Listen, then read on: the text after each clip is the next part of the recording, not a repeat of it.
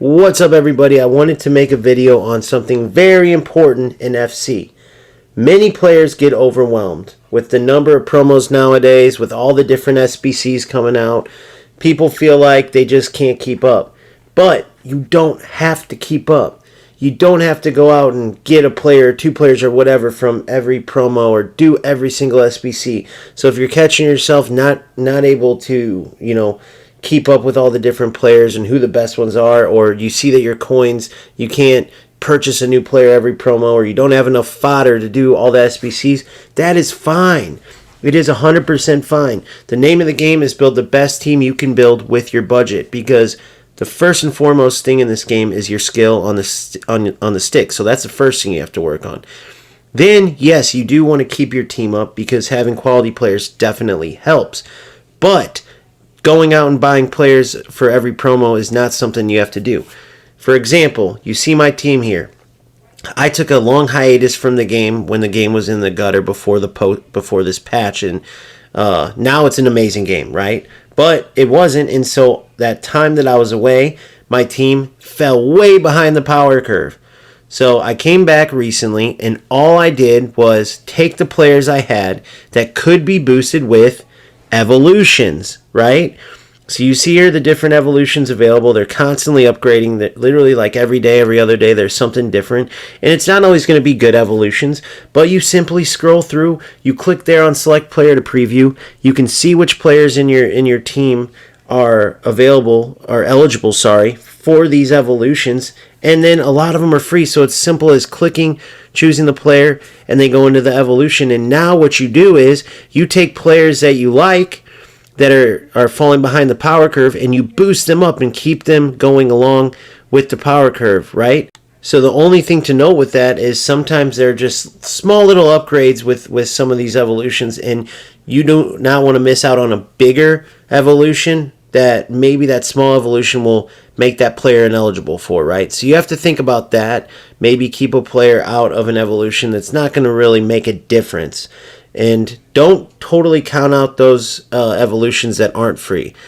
If it's a coin, it's going to cost you coins. Look at what the evolution gives you, though, because some of them are absolutely worth it. If you have a favorite player, for instance, and you want to keep him in, but he's falling behind the curve, and you see 100,000 coins will get you a huge boost on that player, well, I would say it's absolutely worth it, right? Because it's this player you're familiar with, that you enjoy playing with, and it gives you another X amount of time with him and keeps him in your team, which it's 100,000 coins, right? But you have to weigh that out with what other players would you get for 100,000 coins.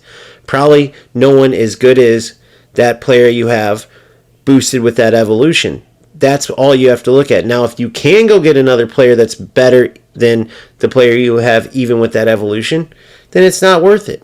It's as simple as that. But don't just skip over the paid evolutions or the 50, 100,000 coin one. If it's in your budget, look at what that evolution will get you, and it could keep a player you have in your team longer.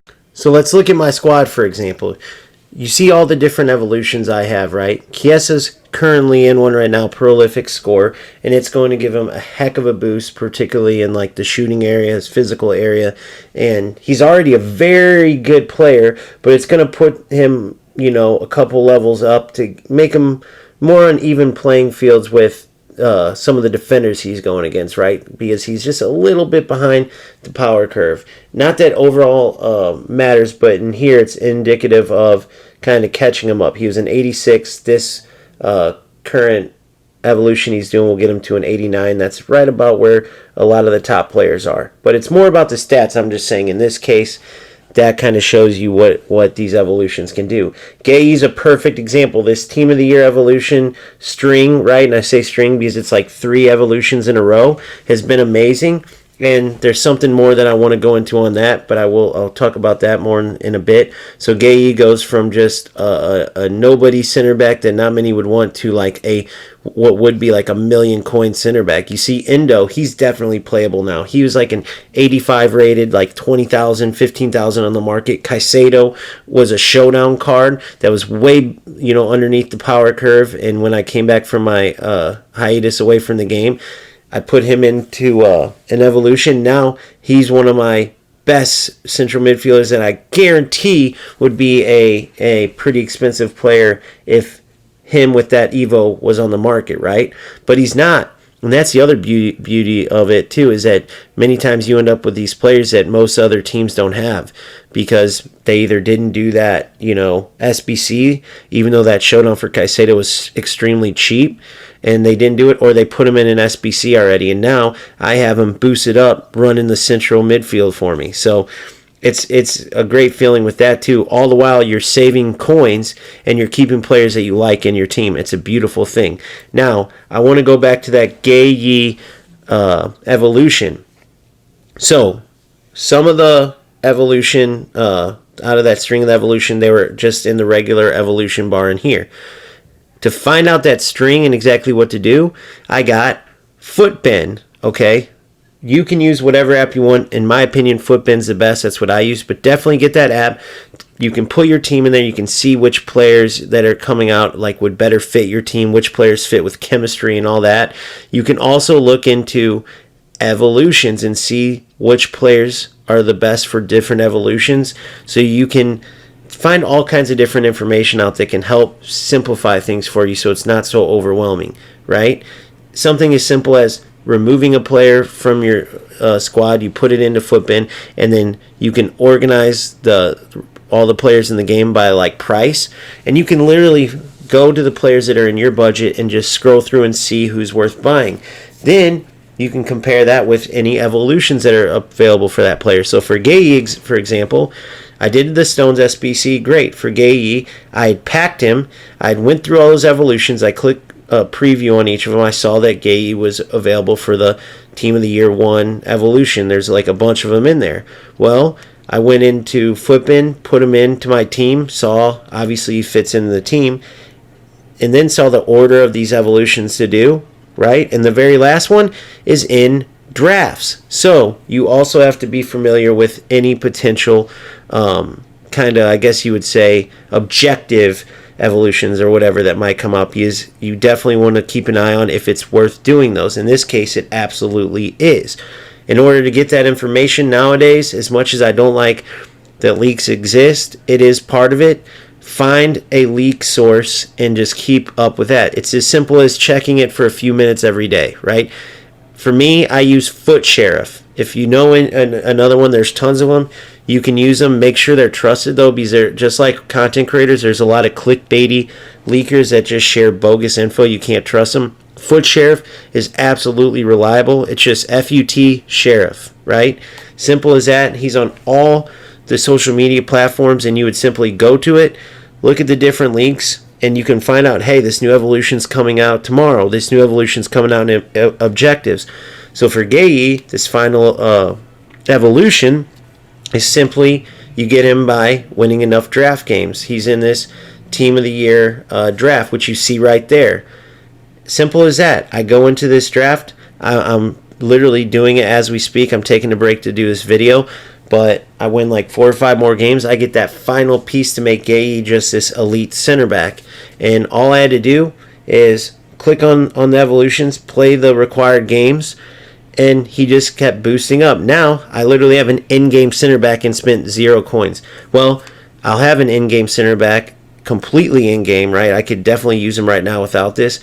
But you see there, once I finish that Team of the Year draft evolution, which I'll earn here in 4, 5, 6 games of draft, boom, it's game over. I have Gay, turn him into an absolute beast, and you can do that with all your different players. And as the season goes on, the evolutions go up. So you never know. You might have a player that you got at the beginning of the year, and you can keep them all the way to the end. And as you do more of these evolutions, you'll get more familiar with them and kind of keep an eye on which evolutions to do, which ones you can kind of pass on. Because remember, the one thing you got to note is that you might put a player in an evolution, but a better evolution comes out later and you regret it because you use this little tiny boost evolution on them.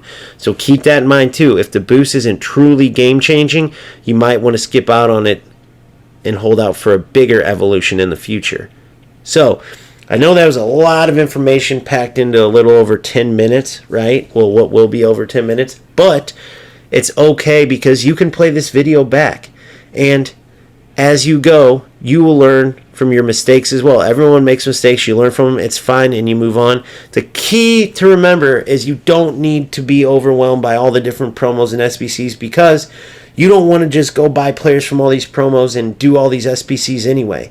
That's not the best way to go about it. You will lose so many coins and lose so much fodder that you didn't need to by doing that. The first thing you need to do, obviously, is work on your in-game play, work on getting better at the sticks. Then, with players, you want to try to look at evolutions to keep as many players as you like playing with in your team, keeping them up with the power curve with evolutions as possible. Then from there, you fill in the other positions where that wasn't possible, right? With your SBCs and your coins and by purchasing players and stuff like that.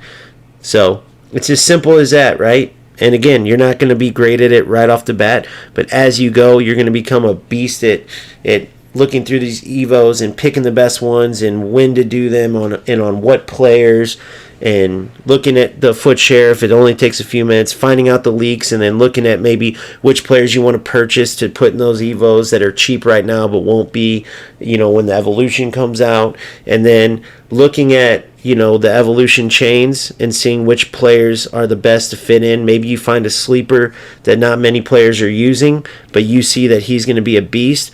All those things will come with time, right? These are all things that at first I was like, how the heck am I going to get good at that? It literally was like looking at Chinese for me, who is a guy that only knows English, right? But now I'm fluid in it, and it's actually fun to kind of build your own beast. Like, you've seen the team, you see them in the background. Several players I have in here, many players don't have. Yeah, they're not the Van Dykes or the Vinny Juniors or whatever, but they're beasts in their own right. And I have them because I put them in these evolutions that a lot of players fail to even recognize, right? So, in summary, use your evolutions, period. Now, get back to grinding, keep having fun, and we'll see you on the next one.